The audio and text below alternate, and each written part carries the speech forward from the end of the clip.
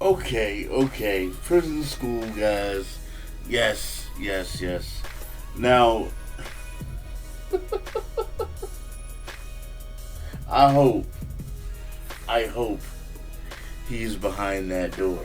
But before we get into this episode and everything, guys, I do want to say this. The reason why, because I don't like to get on the typing, because in the comment section too much. I like saying what I need to say, and then I respond to, I try to respond to everybody, but in this case, if I would have tried to respond, I would have to respond to so many people because there was a lot of people that didn't agree with me what I was saying.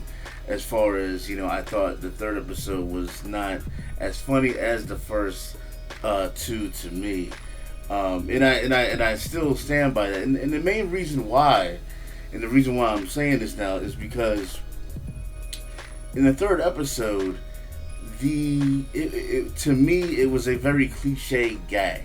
Okay, now I understand that cliches happen all the time and everything, but I even called it. If you watch the live reaction that I did for episode 3, I even pointed out and called it. I was like, okay, so he overheard them. He thinks they're gay, and this is certain things gonna happen. Okay, whatever.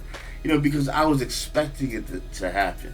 It's the same thing when when you see a movie and you know what's gonna happen. You're already expecting it. It's not to say that it wasn't funny. It was still funny. It's just that I was already expecting certain things to happen that did happen. Whereas like in this, whereas in the other episode, I can't remember if it was the second or third episode. My bad, guys. But whereas in the episode previous, before last week's episode, when Hannah was like all over this dude, trying to get him to piss, I kept saying, I was like, yo, piss on her face, fucking piss on this bitch. You know what I'm saying? And I didn't actually think that was gonna fucking happen. So it completely fucking blew me away. I was like, oh my god. Like, this dude literally pissed on this bitch. Like, holy shit. Like, that is crazy. I didn't think it was literally gonna happen. And then she was looking all crazy, like, oh. I mean, like I said, it's just me. Comedy, of course, is subjective to everybody. So, people are gonna think certain things are funnier than other people. It just is what it is. But to me, the kind of cliche kind of setup they did for oh, them two are gay. It's been done so many times, and I've seen it so many times done in so many different forms of entertainment that, like I said, it was still very funny, but at the same time, I was expecting it to happen, and I am so glad that none of it was in this episode. Absolutely none of it was in this episode. There was no continuation of it or anything, So I'm definitely thankful for that. Now I will say this episode was funny. I did enjoy it, but I will say that this episode is probably the least funniest out of them all now. But like I said, it's just what it is. But maybe some of y'all can relate to what I'm saying. Like when you see like I said, you see a movie or you see something, and like you expect things to happen. So okay, or you already know the ending because you kind of picked up on things, and it's like, you know what, I know what's gonna happen. Like, oh, there it is. It kind of diminishes and takes away things when that happens, and it's not really your fault, But hey, like I said, it is what it is. But getting on to this episode, guys, it was a cool episode. This was the episode where the plan actually got unleashed and shit, and they made things happen. And there was a lot of things that were done really on the fly with this episode. Gakto, like, he calling the guy over and stuff, and also him setting up so that when the truck went off, he put the bin there so it ran over the bin. Like they did things like boom, like they were definitely clicking. So that was cool. Now it's a shame that she saw that uniform. It is a shame. Now, do I think that he can rebound from this?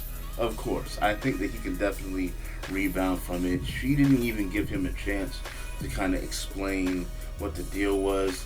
They showed him at the train station, but that's all we really saw. We don't know if he made it back in time. I'm hoping that in the next episode he's sitting there where he's supposed to be and stuff. If not, then holy shit, they're gonna be in some holy fucking hell, without a doubt. You know, their sentence is gonna be longer. Those guys are gonna be pissed, and of course they're gonna find out that they're actually not gay for each other and stuff like that. But as you can see, the look on this motherfucker's face, yo, motherfucking shook, yo. He is shook to hell, man. Oh my god, like I love it when this series or other series does shit like this. They got these faces. It's fucking too much, man. But yo, it's also cool to see the other side of things, that the chicks are put up to much scrutiny as well. You know what I'm saying? Hey, if this happens again, you know what I'm saying? It ain't gonna go down like that. So hey, it is what it is. But at the end of the day, like I said, I enjoyed the episode. It was cool. I do hope he made it back in time. I really do. Because if she kicks that shit open and she sees that little goddamn box there and he's not there, all hell is gonna break loose, man. Everybody's gonna get fucking whipped. Everybody's gonna get fucking shitted on. And they're gonna have hell to fucking pay. Alright guys, leave your comments and everything below. Follow me on Twitch, Twitter, and Facebook so you know my videos go live. I'm CenTruL. We are here chilling, is what it is, on AnimeCenTruL. And I'll holler at y'all next time. Thanks for watching. Peace. Review video, because when I asked before, a lot of people wanted me to go ahead and do that, because not everybody really has time to watch a whole reaction, and they do want to see the review and the enthusiasm, the things that I thought